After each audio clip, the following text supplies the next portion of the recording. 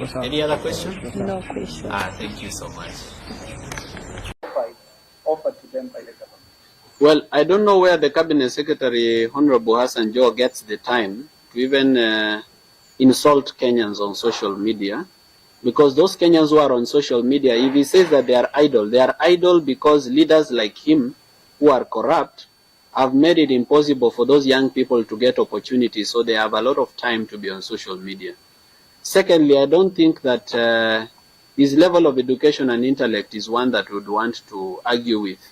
Okay, we are definitely more informed than he is, so we'd like him to attend classes so that we just educate him a little bit about our country. For example, I can educate him that there is 8.7 trillion worth of niobium at Mrima Hill in Lunga constituency in Kwale County that he needs to safeguard.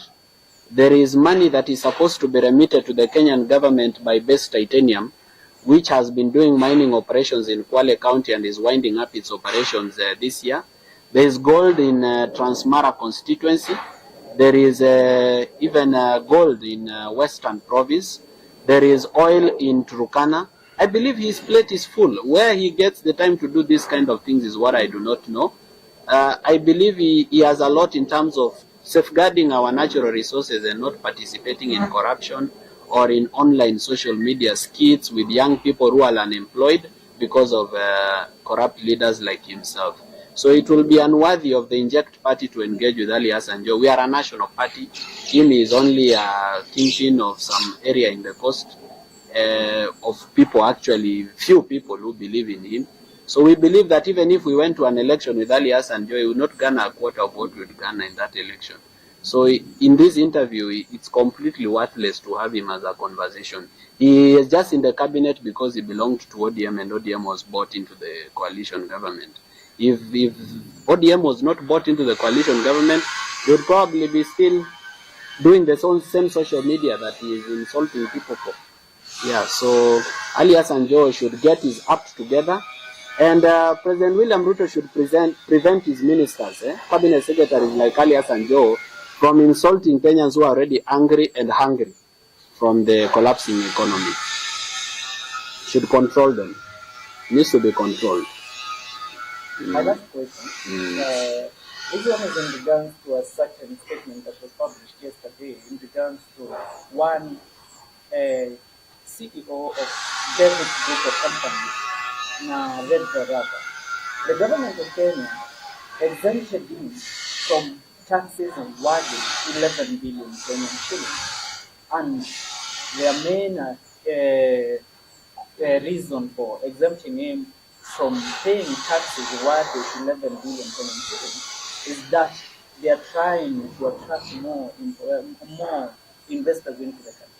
What is your take on that, knowing that the president has been pushing it so hard for every Kenyan to be taxed? And also, my last question is, Inject Party really a registered party? Because according to the statement that was given yesterday, is that Inject Party has not yet been approved by the government of the Republic of Kenya as a party. So with regards to, those are two questions. Yeah. With regards to taxation, I believe one of my team members can answer. With regard to registration, I believe that falls in the docket of the Secretary General. Yeah. So I don't know who will handle taxes. Sorry?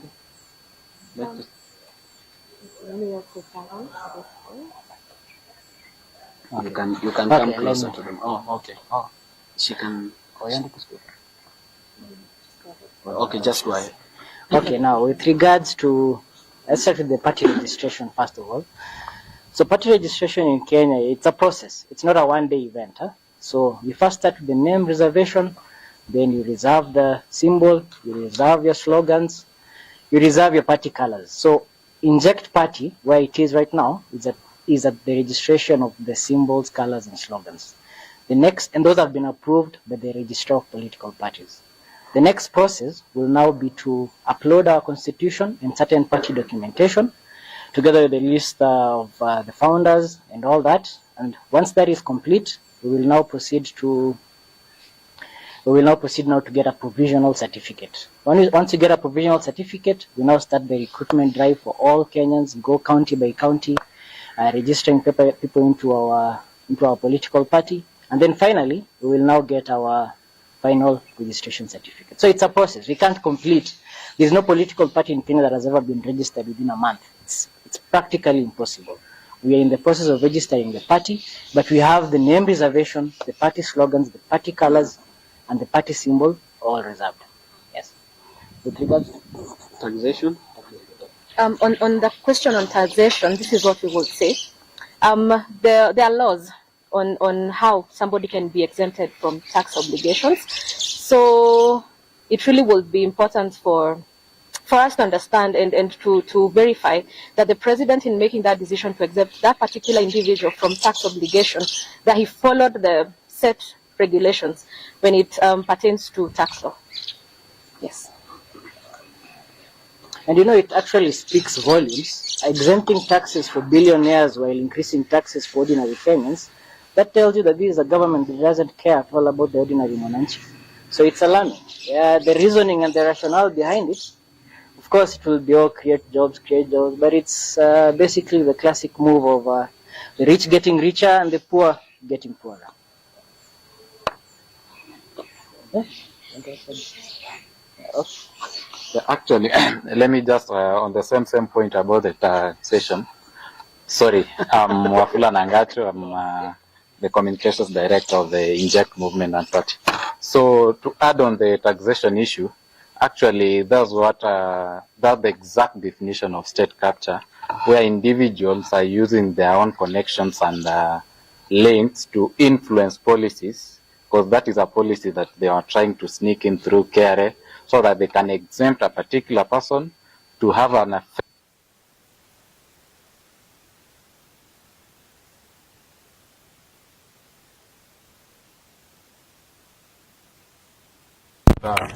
Most of their policies and laws that they are bringing in, they are laws that are making someone somewhere a billionaire. When they come up with what we call a shift project or shisha or shia, what they are doing exactly is they are bringing a system that will bring a new set of people so that they can control the funds, and they are forcing people. Because I had the advisor, he's one of his advisors, Moses, but I don't know what he advises him.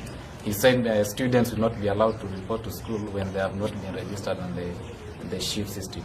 So what exactly they are doing, they are trying to use the parliament and the executive to bring laws so that they can make money for themselves.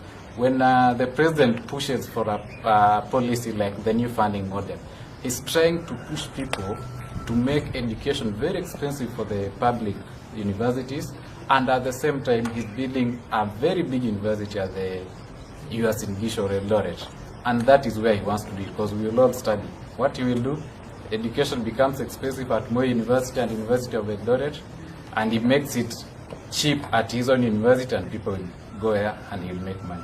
So it's a very sad state of affairs, and we need to call them out. We need to make sure the policies that come in place, they are favorable to each and every person, not one particular person or one particular group of people. Thank you. More questions? One question from me. You said that the people that held presser yesterday were some of them were part of your team. Maybe you can just tell us maybe when last did they participate, and what roles were they playing on your party, and why did they leave? Okay, so I think that one is meant for me. Yeah. Or you will answer this.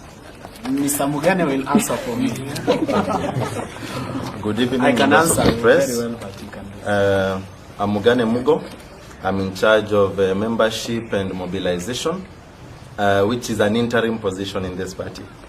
So, first of all, I want to echo the words of our party leader. Whatever we do in this movement, we do it on voluntary basis. We don't expect payment or reimbursement of whichever kind.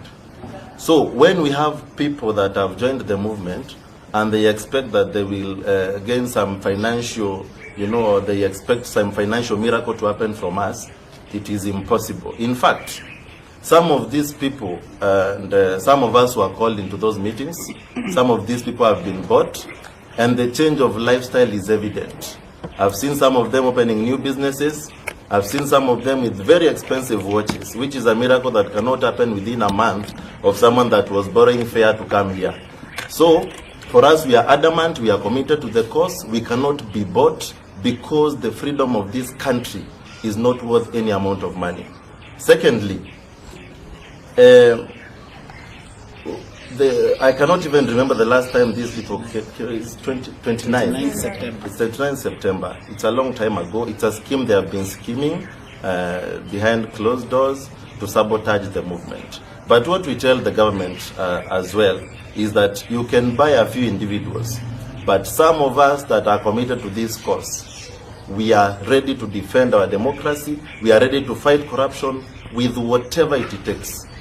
We are worth more than, those hundreds of thousands that are being dished out to our young people. Thank you. There was also a claim by those who are your party members before that the money that Kenyans are contributing towards the civic education is being shared to Morara's phone number or phone numbers, direct personal accounts, and they feel that there's not going to be a proper accountability. So I think the party leader will answer that, but also to bring you up to speed, whatever happened in the last 6 or so months that the movement has been on, 3 months, he has published it in the social media. You saw the kilometers that we've covered, and actually even the M-Pesas that he has been using, they are prone to scrutiny. Anyone that wants those reports, as he said, can come here. And right now, the treasurer will handle that. There's a bank account that is in place, and it has the receipt. Is that those phone numbers were my numbers before we started doing this. When we started, Kenya started donating to those numbers, I stopped using them for personal reasons, and now they were being used by the party. In fact, everybody here can say that they've had access to those phone numbers. In fact, even the messages you write to those phone numbers, Dalias has had, to read them, and then he briefs us on what is going on. So this is what happens. The reason we had to use a phone number to receive money is because, one, to avoid the con men. Because when they send the money and the person they know is Morara, and they see the name imeleta kwa M-Pesa Kebaso Morara, they develop a sense of trust. The second issue why we had to use those phone numbers is because we had a lot of support from the diaspora, which we still have to date. There are people who are in the US, who are in UK, who are in Germany, who support us and who support the movement to have fuel and to have security. So when they send, they usually use platforms like SendWave. Now on SendWave, you cannot send to a pay bill, and you cannot send to a till. You cannot send to a phone number. And that phone number has to be registered to an individual. Even if it is not Morara, it has to be someone else. So what we did is we created a 14-member team where 7 people come from Inject and 7 people come from the diaspora. So we have a team of 14 people, 7 who live outside Kenya and 7 who are here. And the 14-member committee, what it does is that they budget for money every month. They say, this is what we need. We need to pay watchmen, we need to pay security, we need to pay internet, we need to pay electricity, and we need fuel. We want to do this and this and this civic education in this and this and this place. Once they do the budgeting, then the expenditure is not even done by me. By then, I'm not the one who usually pays.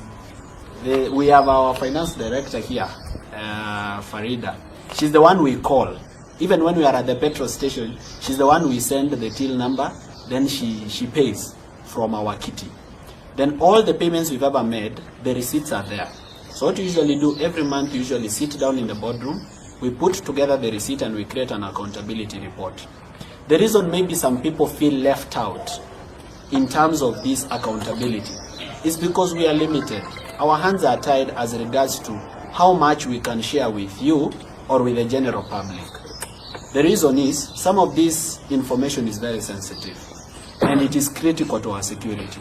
For example, where we slept, for example, where we slept and where we paid to sleep is very critical information. Where we fuel, all right, or which car was fueled. Sometimes we leave our own cars here and we borrow cars for security purposes. So for that reason, if we publish all information just because we want to make so and so happy, at the end of the day, we'll be compromising our own security. And that is why whenever I post to request for financial support, I usually say, support us if you can trust us.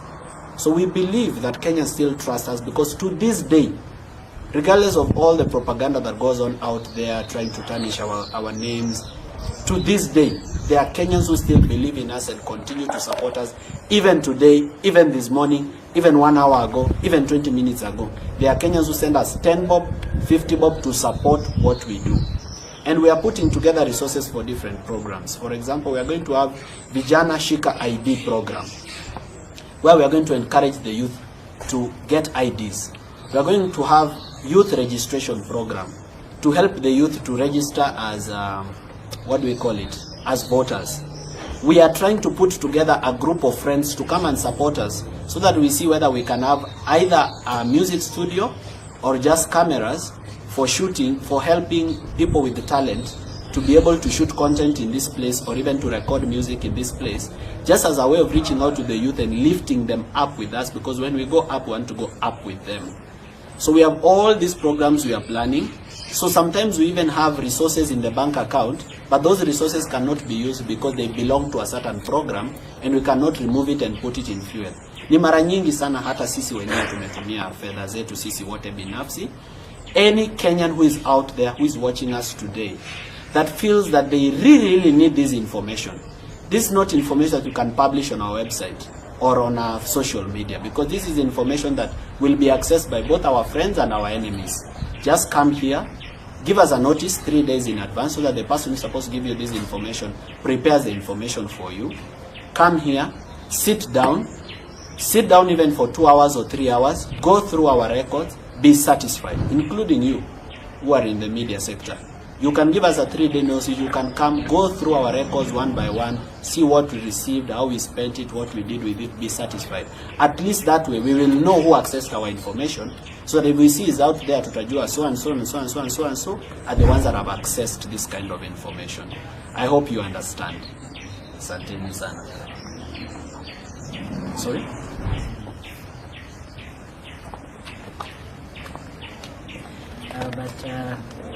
In addition to what he said, there's still accountability documentation and financial reports that's usually published by him on social media. So there's nothing to hide. We are an open and accountable movement that is really strong in integrity, transparency, and accountability. Any other?